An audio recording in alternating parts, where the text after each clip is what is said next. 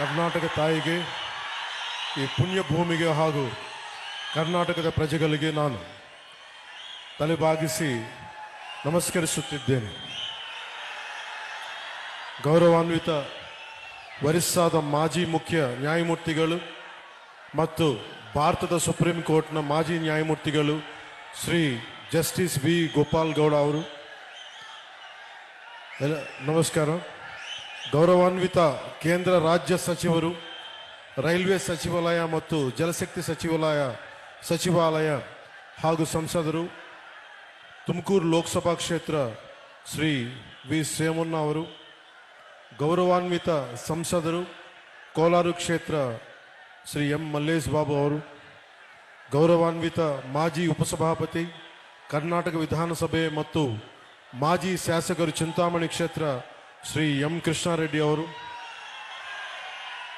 Anita charitable trust ಅಧ್ಯಕ್ಷರು doctor N Yudhishthir ಅವರು, Leo club of ಮಾರ್ಗ್ ಅಧ್ಯಕ್ಷರು ಶ್ರೀ ನವೀನ್ ಜಿ ಕೃಷ್ಣ ಅವರು ಮತ್ತು ವೇದಿಕೆ ಮೇಲೆ ಉಪಸ್ಥಿತರಿರುವ ಇತರ ಹಿರಿಯ ವಕೀಲರು, ಸಾಮಾಜಿಕ ಕಾರ್ಯಕರ್ತರು ಹಾಗೂ ಇತರ ಗಣ್ಯರಿಗೆ, ಮಾಧ್ಯಮ ಮಿತ್ರರಿಗೆ, ಚಿಂತಾಮಣಿಯಲ್ಲ ನನ್ನ ಸಹೋದರ ಸಹೋದರಿಯರಿಗೆ, ಸಾರ್ವಜನಿಕರಿಗೆ, ನೇರ ಪ್ರಸಾರವನ್ನು ವೀಕ್ಷಿಸುತ್ತಿರುವ ಜನರಿಗೆ ನನ್ನ ಹೃದಯಪೂರ್ವಕ నమస్కారాలు. ఇక్కడికి వచ్చిన మా అభిమానులకి,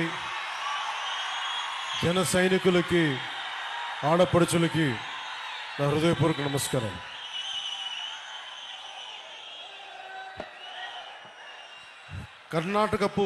ಕರ್ನಾಟಕವು ಅದ್ಭುತ ಪರಂಪರೆ, ಸಂಸ್ಕೃತಿ ಮತ್ತು ಹಲವು ಪ್ರತಿಭೆಗಳಿರುವ ನಾಡು.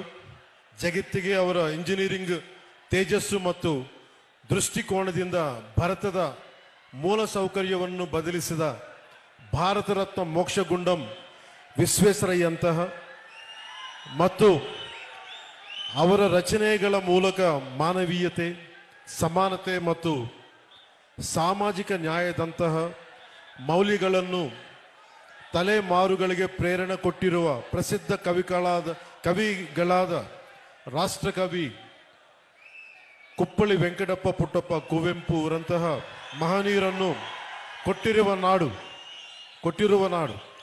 ಕರ್ನಾಟಕದ ಜನರು ಯಾವಾಗಲೂ ತಮ್ಮ ಶ್ರಮ, ಸೃಜನಶೀಲತೆ ಮತ್ತು ಪ್ರಗತಿಯ ಕಡೆಗೆ ಪ್ರತಿಬದ್ಧ ಇರುವವರು.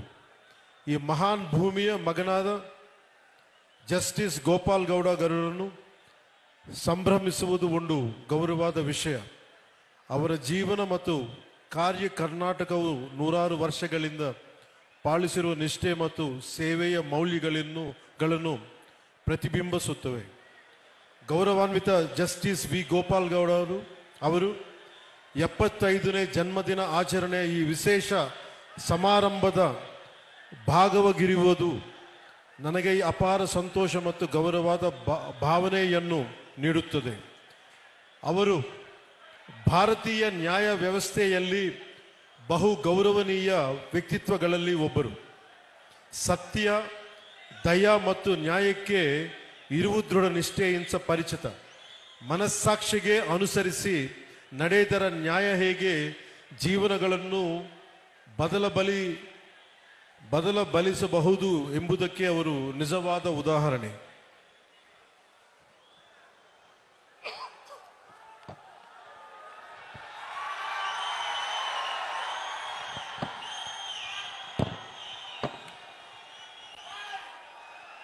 ఒక వ్యక్తి తన జీవితాన్ని ఎలా జీవించాలి, పదవిలో ఉన్నప్పుడు తన శక్తిని ఎవరి కోసం ఉపయోగించాలి, పదవి దిగాక కూడా తన గళం ఎవరి కోసం వినిపించాలన్న ప్రశ్నకు సమాధానం మన కళ్ళ ముందే నిలబడిన ఒక వ్యక్తి రూపంలో ఉంది.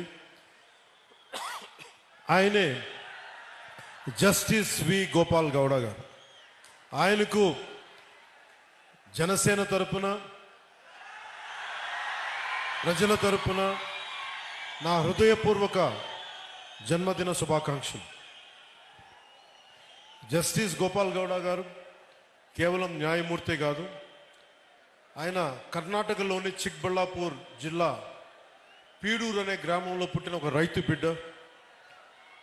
మణ్ వాసన అంటాం తమిళ్లో, మట్టి వాసన, కష్టం విలువ తెలిసిన నేపథ్యమే ఆయన లేబర్ ప్రో పూర్ న్యాయమూర్తిగా మార్చింది. ఆయన డిగ్రీ అయినాక 75లో న్యాయవాదిగా నమోదయ్యారు. కానీ కోర్టుల్లో వారు అడుగుపెట్టింది కేవలం ఫీజుల కోసం కాదు, సగటు ప్రజల కోసం న్యాయం జరగాలన్న తపన. బెంగళూరు మహానగర పాలిక స్టాండింగ్ కౌన్సిల్గా పనిచేసిన, లా కాలేజీల్లో ప్రొఫెసర్గా పాఠాలు చెప్పిన ఆయన దృష్టి ఎప్పుడూ కార్మికుల కర్షకుల సమస్యలపైనే ఉండేది. న్యాయ చరిత్రలో మైలురాళ్ళు జస్టిస్ గోపాల్ గౌడ గారు న్యాయపీఠంపై కూర్చున్నప్పుడు అది ధర్మాసనమైంది. ఆయన తీర్పులు చాలా ధైర్యంగా నిక్కచ్చిగా ఉంటాయి. ఉదాహరణకి ఒక చిన్న ఉదాహరణకి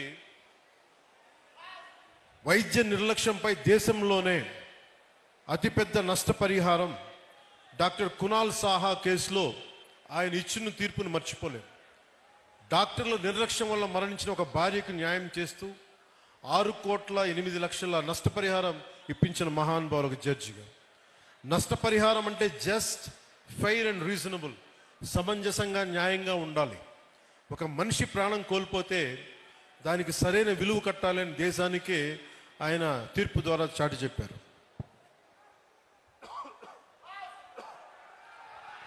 కార్మికుడికి రక్షణ, ఒక హైకోర్టు తీర్పును కొట్టివేస్తూ కార్మికుడికి అక్రమ తొలగింపునకు పరిహారం బదులు ఉద్యోగం పునరుద్ధరణ, రీఇన్స్టేట్మెంట్ తప్పనిసరి అని తేల్చి చెప్పారు. కార్మికుడికి ఉద్యోగం అంటే కేవలం జీతం కాదు, అది అతని గౌరవం, అతని భద్రత నిరూపించారు. రైతు భూముల్ని ఒక రక్షకులు వారు. పాత చట్టాల పేరుతో రైతుల భూముల్ని లాక్కోవటం ఎంతవరకు ధర్మం? భూసేకరణ చట్టం 2013లోని సెక్షన్ 24 పారాగ్రాఫ్ 2ను పటిష్టంగా అమలు చేస్తూ 5 ఏళ్లుగా పరిహారం చెల్లించని రైతుల భూములను అక్విజిషన్ ల్యాప్స్ చేసి తిరిగి వారికి అప్పగించారు. రైట్ టు లైఫ్ అంటే జీవించే హక్కు అంటే జీవనోపాధి అని, రైట్ టు లైవ్లీహుడ్ అని ప్రభుత్వాలకి చాలా సున్నితంగా హెచ్చరించారు. అలాగే నాకు ప్రత్యేకించి జనసేన సిద్ధాంతాలకి ఆయన చాలా బలమైన సపోర్టర్, బలమైన మద్దతుదారు. జస్టిస్ గోపాల్ గౌడ గారు అంటే కేవలం రిటైర్డ్ సుప్రీంకోర్టు జడ్జి కాదు, ఆయన నేటికి ఏ పాలకుల్లో ఏ తప్పులు ఉన్నా కానీ రాజ్యాంగ ఉల్లంఘనలపై నిర్భయంగా గళమెత్తుతున్న ఒక నిత్య పోరాట యోధులు. ఆయన జనసేన సిద్ధాంతాలను, విలువలను ఎంతో గౌరవిస్తారు. అందుకే చాలా పరిస్థితుల్లో మేము చేసిన పోరాటంలో ఆయన పాలు పంచుకున్నారు. భూసేకరణ చట్టంపై కావచ్చు, నల్లమల యురేనియం తవ్వకాలు కావచ్చు, అలాంటి సమావేశాలు ఆయన ఇచ్చిన దిశానిర్దేశం మా పోరాటానికి బలం. ఇటీవల గత ప్రభుత్వాలు ఉన్నప్పుడు రాజధానుల ఆలోచనపై న్యాయపరమైన అంశాలను చాలా నిర్మోహమాటంగా నిక్కచ్చిగా చెప్పారు. ఆయన ధైర్యం, ఆయన నిబద్ధత, ఆయన విలువలతో కూడిన రాజకీయం, ఇవన్నీ జనసేన లక్ష్యాలు. యువ న్యాయవాదులకు, ప్రజానాయకత్వానికి, రాజ్యాంగాన్ని కాపాడాల్సిన అవసరాన్ని ఆయన నిరంతరం గుర్తు చేస్తారు.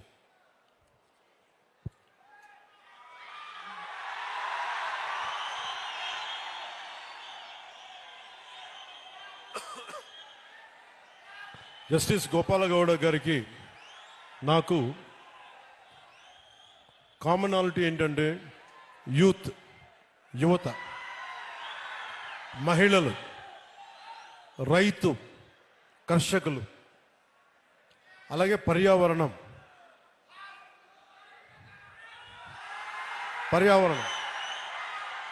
ఇవన్నీ మేమిద్దరం మాట్లాడుకున్నప్పుడల్లా ఆయన రెగ్యులర్గా, నేను ఉప ముఖ్యమంత్రి అయిన తర్వాత కూడా నాకు ఫోన్ చేసి ఆయన శుభాశీస్సులు తెలిపారు, శుభాకాంక్షలు తెలియజేశారు. ఇలాంటి మహానుభావుల పరిచయం, ఇలాంటి మహోన్నతమైన వ్యక్తుల పరిచయం జనసేనకి చాలా అండ. నాకేం అవసరం లేదు, మన భవిష్యత్తు కోసం, మన బిడ్డల భవిష్యత్తు కోసం, మీ తరాల భవిష్యత్తు కోసం. సినిమాల్లో పీక్ సక్సెస్లో ఉన్నప్పుడు, ఖుషీ తర్వాత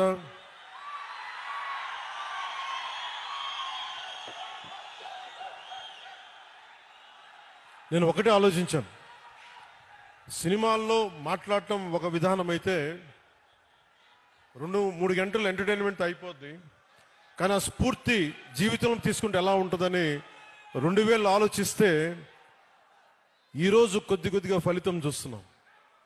ఆ ఫలితం, ఆ థాట్ వెనక, ఆలోచన వెనక ముఖ్య ఉద్దేశం భారతదేశంలోని యువతకి, మన దక్షిణ భారతంలోని యువతకి మనం ఎంత నిలబడగలం, ఆ ఒక్క ఆలోచనే నన్ను రాజకీయాల్లోకి పట్టుకొచ్చింది. అలా రాజకీయాల్లోకి వచ్చినప్పుడు గోపాల్ గౌడ గారు లాంటి వ్యక్తులు నిరాశ నిస్పృహతో ఉన్నప్పుడు, ఓడిపోయినప్పుడు నా భుజం తట్టి నువ్వు బలంగా ఉండు, మంచి రోజులు వస్తాయని చెప్పిన బలమైన వ్యక్తి నాకు.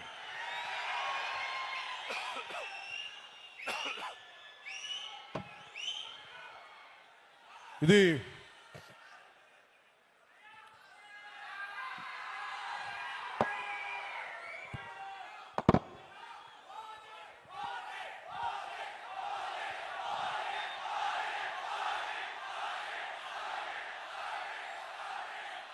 ఈ సందర్భంలో సినిమాలు ఇవన్నీ ఆనందం, మంచిది, కానీ మనకి సినిమాకి వెళ్ళి చూడాలన్నా పర్యావరణం కానీ, అలాగే కుల కట్టుబాట్లని ఛేదించి, కులాల్ని దాటి మనం భారతీయులుగా ముందుకెళ్ళాలి. ఇలాంటివన్నీ కూడా నాకు గోపాల్ గౌడ గారి సంభాషణలు దొర్లుతూ ఉంటాయి. అలాగే ఇక్కడికి రాగానే చాలామంది పెద్దలంతా మాట్లాడారు, ఇక్కడ మనకి నీటి సమస్య ఉందని. పెన్నార్ మరియు పలార్ నదీ పరివాహక ప్రాంతం మీద 10,000 చదరపు కిలోమీటర్ల వరకు విస్తరించి ఉంది మన పూర్వపు కోలార్ ప్రాంతం.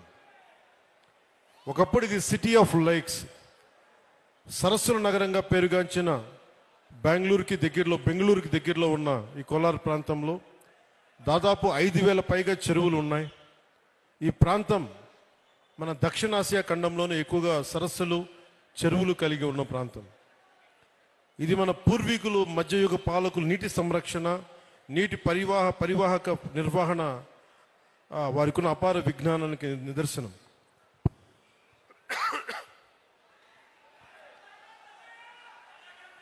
అలాగే ఇది మన జిల్లాలన్నీ కూడా ల్యాండ్ లాక్ రీజియన్స్ కాబట్టి నీటిని అందించడం మీద ఎలాంటి చర్యలు చేపట్టాలి అనేది చాలా బలంగా మాట్లాడారు అందరూ. దానికి సంబంధించిన ఇన్ఫర్మేషన్ కూడా ఇచ్చారు. అలాగే కోలార్, చిక్బళ్ళాపూర్ జిల్లాలు బెంగళూరుకు ఆహారాన్ని అందించే అక్షయ పాత్ర ఈ రోజున నీటి ఎద్దడితో ఇబ్బంది పడుతూ ఉన్నారు. దీనికి సంబంధించి సోదర భావంతో మీ సమస్యని పరిష్కరించడం కోసం ఒక ప్రయత్నం చేస్తారని మీకు తెలియజేసుకుంటా ఉన్నాను.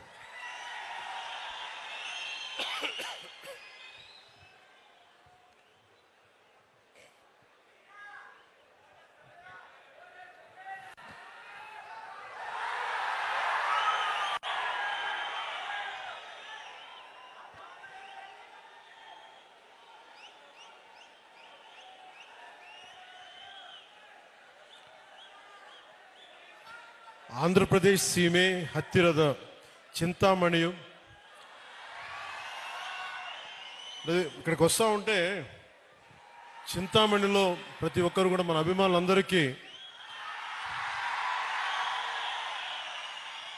అంటే ఎంత అదృష్టం చేసుకున్నామంటే మనందరం మీ అందరి అభిమానం, మీ అందరి ప్రేమ ఒక మహోన్నతమైన న్యాయమూర్తి 75వ సంవత్సరం పుట్టినరోజుకి మనం అందరం వచ్చి మీ శుభాకాంక్షలు, మీ ఆశీస్సులు ఆయనకి నిండుగా ఉన్నందుకు చాలా చాలా ఆనందంగా ఉంది. ಆಂಧ್ರಪ್ರದೇಶ ಸೀಮೆ ಹತ್ತಿರದ చింతామಣಿಯ ಈ ನಗರದಲ್ಲಿ ಇಂದು ಇರುವುದು నాకు ಗೌರವವಾದ ವಿಷಯ. ಇದು ನಮ್ಮ ಸಮಾನ ಮೌಲ್ಯಗಳು ಮತ್ತು ಆಳವಾದ ಸಂಬಂಧಗಳನ್ನು ಪ್ರತಿನಿಧಿಸುತ್ತದೆ. ಆಂಧ್ರ ಪ್ರದೇಶ್ ಮತ್ತು ಕರ್ನಾಟಕದ ಸಂಬಂಧ ಪರಸ್ಪರ ಗೌರವ ಮತ್ತು ದಶಕಗಳ ಸ್ನೇಹ ಮತ್ತು ಸಹಕಾರದ ಮೇಲೆ ಬಲವಾಗಿ ನಿಂತಿದೆ. ಅನೇಕ ತೆಲುಗು ಕುಟುಂಬಗಳು ಕರ್ನಾಟಕದಲ್ಲಿ ನೆಲೆಸಿದ್ದಾರೆ ಹಾಗೂ ಇಲ್ಲಿನ ಸಾಮಾಜಿಕ ಮತ್ತು ಸಾಂಸ್ಕೃತಿಕ ನೆಲೆಯನ್ನು ಸಮೃದ್ಧಪಡಿಸಿದ್ದಾರೆ. ಹಾಗೆಯೇ ಆಂಧ್ರ ಪ್ರದೇಶನಲ್ಲಿ ಅನಂತಪುರ್, ಶ್ರೀ ಸತ್ಯಸಾಯಿ ಮತ್ತು ಕರ್ನೂಲ್ ಜಿಲ್ಲಾಗಳಲ್ಲಿ 57 ಕನ್ನಡ ಮಾಧ್ಯಮ ಶಾಲೆಗಳಿವೆ. ಅಲ್ಲಿ ಮಕ್ಕಳಿಗೆ ತಮ್ಮ ಮಾತೃಭಾಷೆಯಲ್ಲಿ ಕಲಿಕೆಯ ಅವಕಾಶವನ್ನು ಕೊಡುತ್ತಿದೆ. ಇತ್ತೀಚೆಗೆ ಕರ್ನಾಟಕ ಸರ್ಕಾರವು 4 ಕುಂಕಿ ಆನೆಗಳನ್ನು ಮಾನವ ಮೃಗ ಸಂಘಟನೆಗಳನ್ನು ನಿಯಂತ್ರಿಸಲಿಕ್ಕೆ ಸಹಾಯ ಮಾಡಲು ಆಂಧ್ರ ಪ್ರದೇಶಗೆ ಕಳುಹಿಸಿತು.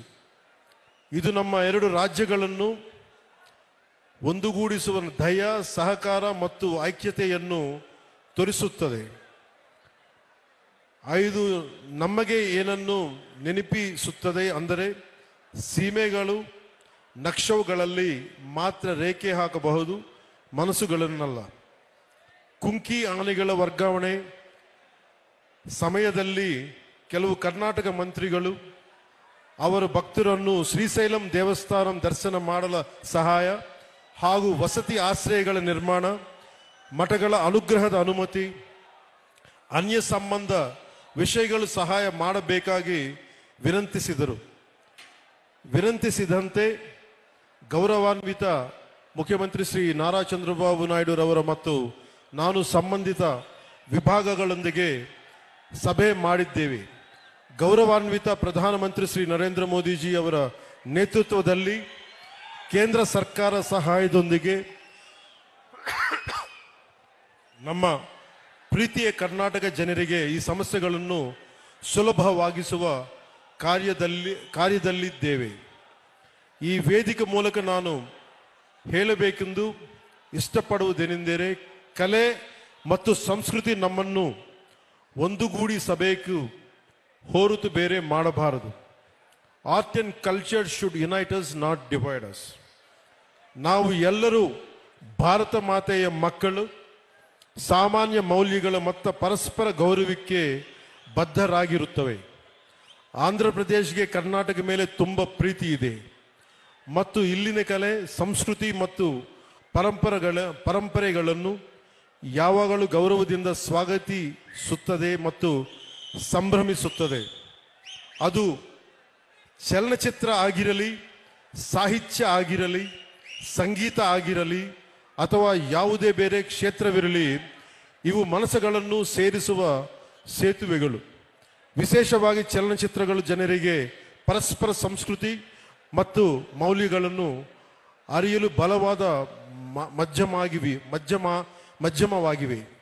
ಈ ಏಕತ್ವದ ಮತ್ತು ಪರಸ್ಪರ ಗೌರವದ ಭಾವನೆಯೇ ನಮ್ಮ ಜೀವನದ ಪದ್ಧತಿಯಾಗಬೇಕು. ಇದೇ ರೀತಿ ನಾವು ನಮ್ಮ ಸಮಸ್ತ ಭಾರತವನ್ನು ಸಂಭ್ರಮಿಸಬೇಕು. ಜಸ್ಟಿಸ್ ಗೋಪಾಲಗೌಡ ಅವರಿಗೆ 75ನೇ ಜನ್ಮದಿನದ ಹೃದಯಪೂರ್ವಕ ಶುಭಾಶಯಗಳು. ಇಂದಿನ ಸಂಭ್ರಮ ಕೇವಲ ಅವರ ಜೀವನದಲ್ಲಿ ಒಂದು ಮೈಲಿಗಲ್ಲದೆ, ಇದು ಅವರ ನಂಬಿರುವ ಆದರ್ಶಗಳಿಗೆ ಕೊಡುವ ಒಂದು ಗೌರವ ವಂದನೆಯಾಗಿದೆ. ಇತರರಿಗಾಗಿ ಬದುಕುವುದು ಮತ್ತು ನ್ಯಾಯಕ್ಕಾಗಿ ನಿಲ್ಗುವುದರಲ್ಲಿ ನಿಜವಾದ ಶ್ರೇಷ್ಠತೆ ಅಡಗಿದೆ ಎಂದು ಅವರ ಜೀವನ ನಮಗೆ ನೆನಪಿಸುತ್ತದೆ. ಅವರಿಗೆ ಉತ್ತಮ ಆರೋಗ್ಯ ಮತ್ತು ಸಮೃದ್ಧಿಯನ್ನು ಆಶಿಸುತ್ತೇನೆ.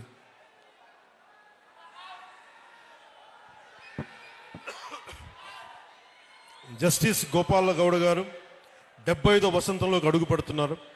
ఆయన మనందరితోటి ఆరోగ్యంగా ఉత్సాహంగా కలకాలం ఉండాలని, రూల్ ఆఫ్ లా స్థాపనలో మనకి దారి చూపాలని కోరుకుందాం. The question of how an individual should live their life, whom they should use their power to serve while in office, and whose voice they should remain after retirement is answered by the life of one man standing right before us.